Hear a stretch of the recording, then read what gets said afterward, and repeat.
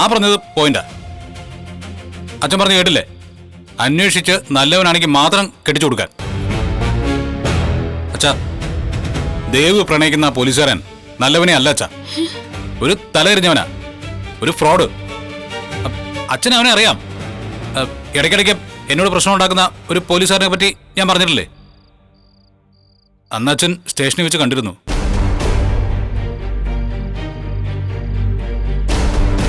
അവൻ എങ്ങനെ ദേവിന് കെട്ടിച്ചു കൊടുത്താ അവളുടെ ജീവിതം തുറഞ്ഞു പോയില്ല അച്ഛാ. ഇവർക്ക് ആർക്കും അത് മനസ്സിലാവുന്നില്ല. അവരുടെ കല്യാണം നടത്തി കൊടുക്കണമെന്നാ ഇവര് പറയുന്നത്. സമ്മതിക്കില്ല എന്ന് ഞാനും പറഞ്ഞു. അതാണ് ഇപ്പോഴത്തെ പ്രശ്നം. ഞങ്ങൾ തമ്മിൽ പ്രശ്നങ്ങൾ ഉണ്ടായത് കൊണ്ടാണ് ഞാൻ കല്യാണത്തെ എതിർക്കുന്നതെന്നാ പലരും കരുതുന്നത്. പക്ഷെ എനിക്ക് മാത്രമല്ല, അവനെക്കുറിച്ച് പലർക്കും മോശം അഭിപ്രായം. അവന്റെ പോലീസ് സ്റ്റേഷനിലെ ഒരു പോലീസുകാരൻ ഇതിനിടയിൽ എന്നെ കാറി കയറിയിരുന്നു. അദ്ദേഹം പറയുന്നത് ഞാൻ കേട്ടതല്ലേ, ഒരാളും അവന് പെണ്ണു കൊടുക്കില്ലാന്ന്.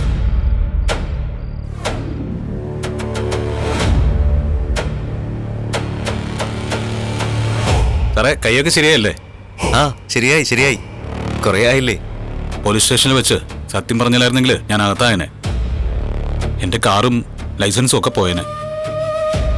Thank you sir. അറിയാലോ, അരുൺ സാറ് പറയണ്ടെന്ന് പറഞ്ഞതുകൊണ്ടാണ് ഞാൻ ആദ്യം പറയാറുന്നതേ. എനിക്കാണെങ്കിൽ നല്ല മനസാക്ഷി കുത്തുമുണ്ടായിരുന്നു. ഞാൻ സത്യം പറഞ്ഞതിന് ശേഷം ഒരു ശത്രുവിനെ പോലെ അയാൾ എന്നെ കാണുന്നത്. ഇപ്പോ മനസ്സമാധാനത്തോടെ ജോലി ചെയ്യാൻ കഴിയുന്നില്ല.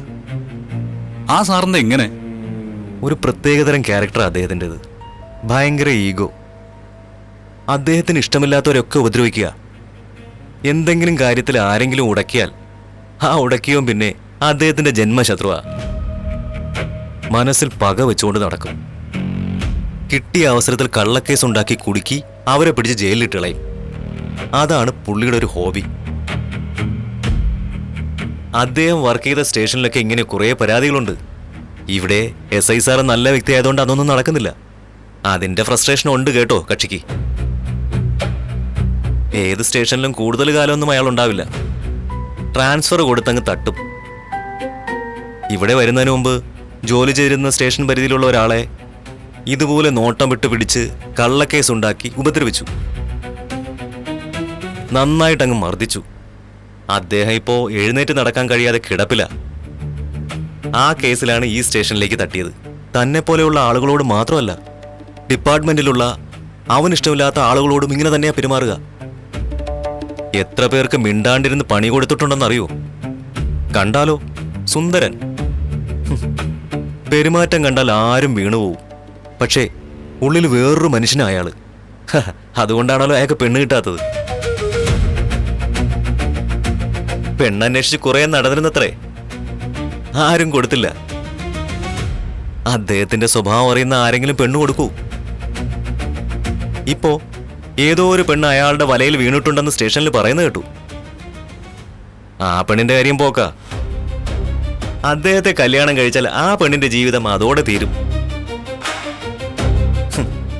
അദ്ദേഹത്തിന്റെ കൂടെ ഒരു പെണ്ണെങ്ങനെ ജീവിക്കാനാ? ആ, താനേ ഒന്ന് ശ്രദ്ധിക്കണം കേട്ടോ. കരുതിയിരുന്നോ? അന്നത്തെ സംഭവത്തോടെ അയാൾക്ക് നിങ്ങളോടുള്ള പക കൂടിയിട്ടുണ്ട് കേട്ടോ. ഞാൻ ശ്രദ്ധിച്ചോളാം സർ.